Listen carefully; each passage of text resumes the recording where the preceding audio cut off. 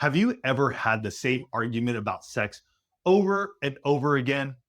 One of you wants sex more often, the other feels pressured, or maybe one of you initiates and gets rejected. You feel hurt yet again for being shunned or told not now. Maybe somebody shuts down, and before you know it, what started out as a conversation about sexual intimacy has turned into an argument about rejection, pressure, feeling unwanted, or feeling like you can never get it right. And here's the thing, most couples aren't actually trying to hurt each other, they're caught in a conflict cycle. And sexual intimacy is one of those areas where that cycle can get really emotional really fast because sex isn't just the physical. It's a place of being deeply connected to feeling wanted, loved, safe, and close to your spouse. So, today we're talking about some of the most common conflicts couples have around sexual intimacy and more importantly, what you can do when you find yourself stuck in one. Let's start with probably the most common one: different levels of sexual desire. One spouse wants sex more often than the other.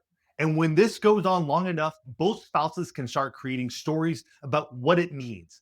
The higher desire spouse might think, "You don't want me. You aren't attracted to me anymore. Sex just isn't important to you." And meanwhile, the lower desire spouse might be thinking, every touch has to lead to sex. Nothing I do is enough. If I say no, you're going to be upset with me. Now you've got two people who love each other, but they're experiencing the exact same situation very differently. And instead of talking about what's really going on, they start reacting to one another. Here's what that can look like: I pursue, you pull away. So I pursue harder, you pull away even more, and suddenly you're in a cycle. And this is important to recognize because it's the cycle that's the problem, not your spouse. And that shift alone can change the way the two of you approach the conversation. Instead of saying you never want to have sex, try, I've noticed that when I initiate and you aren't interested, I start feeling rejected. Then I either get frustrated or shut down. And I don't want us to keep doing that to each other. That's a very different conversation. You're talking about what's happening between the two of you instead of attacking your spouse. Another common conflict is around initiation. We've talked about this recently because initiating sex can be incredibly vulnerable. If you're always the one initiating, you may start wondering, would my spouse even choose me on their own if I stopped? And if you're rarely the one initiating, you may not even realize what your spouse is experiencing. Or maybe you've stopped initiating because you've been rejected so many times that you don't want to put yourself out there anymore. We've seen couples where both spouses actually want more sexual intimacy, but neither one initiates. One is afraid of rejection, and the other assumes, well, if they wanted sex, they'd initiate. So nothing happens. And both spouses feel unwanted. That's why you have to talk about these things outside of the bedroom, not at 11:30 at night when somebody just got rejected, and not when you're in the middle of initiating or when you're already angry. Pick a neutral time and talk about the pattern. You can ask each other, what happens for you when I initiate? What helps you feel desired? When does initiation feel like pressure? Those questions can uncover a ton for each of you. Another source of conflict is all around the unspoken expectations about sex. For example, how often should we be having sex? Who should initiate? What counts as sexual intimacy? Couples can be married for years and never actually talk about their answers to those questions. They just assume their spouse sees sexual intimacy in the same way that they do.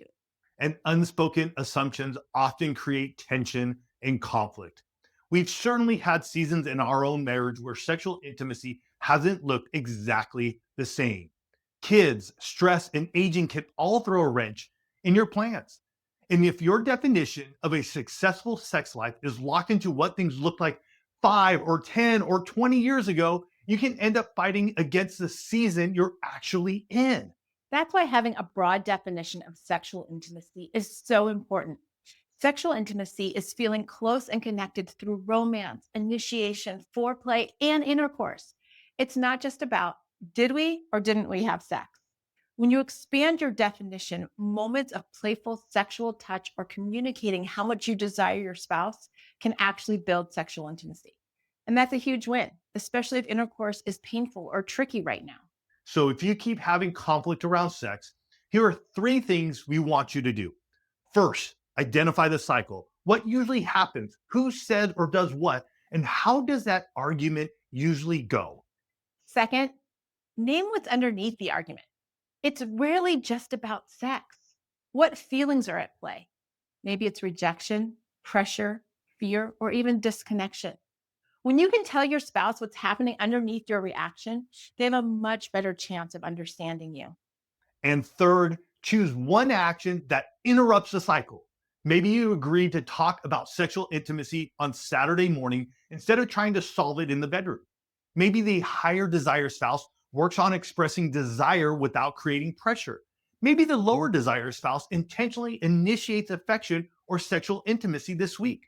Or maybe you have an honest conversation about how you could expand your definition of sexual connection during this season of marriage. You don't have to solve every issue in one conversation. Your goal is to change the way the two of you handle the conflict around your sex life. Because when you change the cycle, you create room for connection again.